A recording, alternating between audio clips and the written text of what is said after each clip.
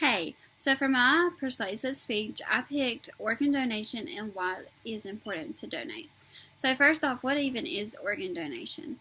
Organ donation is the process of extracting your organs out of your body and transplanting them to someone new. So why would someone need an organ transplant? Someone would need an organ transplant because their organs are failing. Your tissues, like your body tissue, can also be transplanted. So if someone's burned really bad and your skin can match with theirs, then they can even take your skin. And why is this important? This is important because there is a really big shortage of those who will donate or can donate versus those who need a donation. And with one donor, it can save at least 10 people's life, if not more.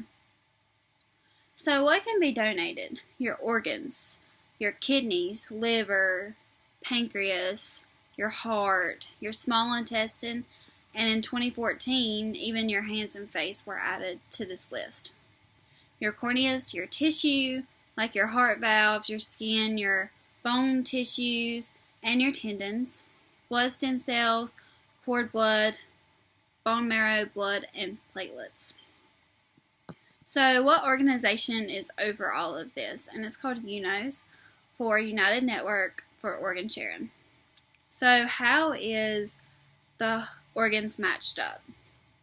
So when you're added to the list to be a donor, UNOS has this computer that will generate by a ranked list who needs it and who is compatible. The matches are based on blood type, tissue type, medical urgency, waiting time, expected benefit, and geography, and numerous other medical criteria. So what is the process of organ donation? So first, you have to register as a donor, and that's really important. Second, when you're in a hospital and you're dying, they have to do a brain dead test before they can actually confirm that you're dead, and it's just to show if there's any activity left in your brain, and if there is, they cannot do anything with your organs. But if there isn't any, then they have to authorize that they can take your organs, and then they have to go through the computer system to find out who needs it and where it goes. So then they're going to recover all the organs that they need and then transplant them to who's getting them.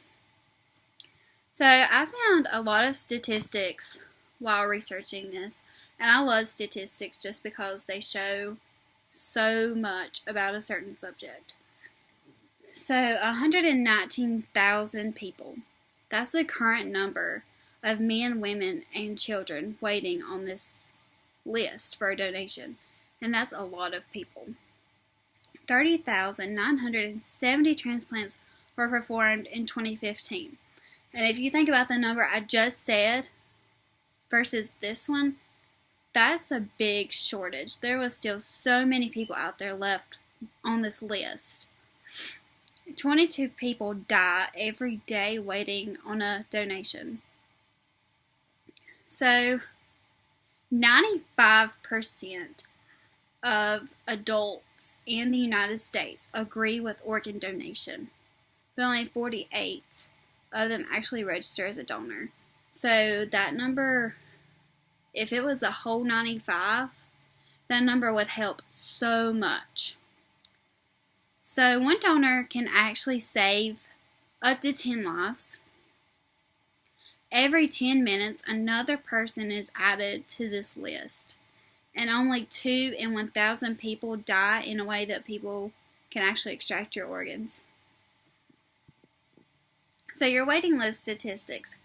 Nearly 2 out of every 3 people on this list are over the age of 50. Almost 2,000 on the list are under the age of 18. Almost 70,000 people are on the list are ethnic minorities.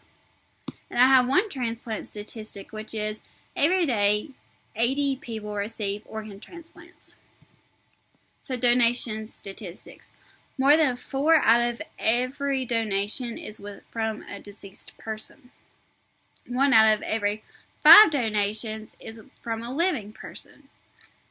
More than 1 in 3 deceased donors in 2015 were over the age of 50. In 2015, 60% of the donors were men and 40% were females.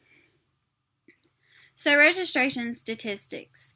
As of 2016, more than 130 million people over the age of 18 had registered as an organ donor, which is more than half of the adults in the United States.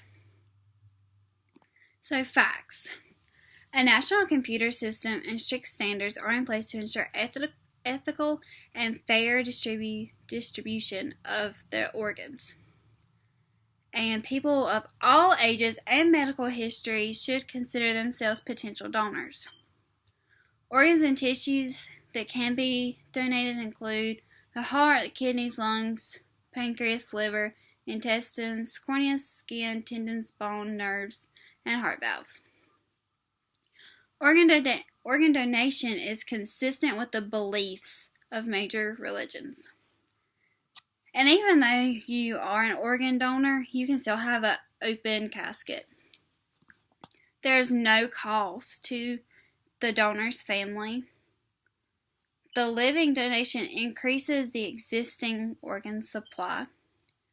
Donors are needed for all races and ethnic groups.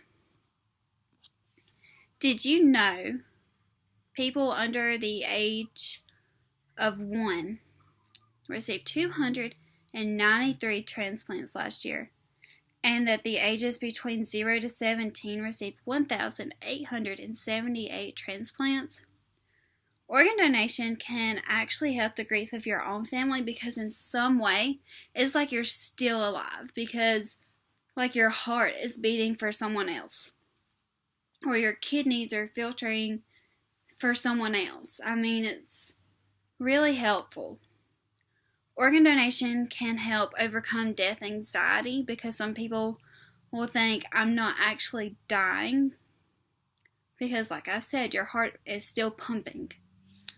And organ donation is the biggest charity, and it's free. So I'm going to tell you a little bit about me.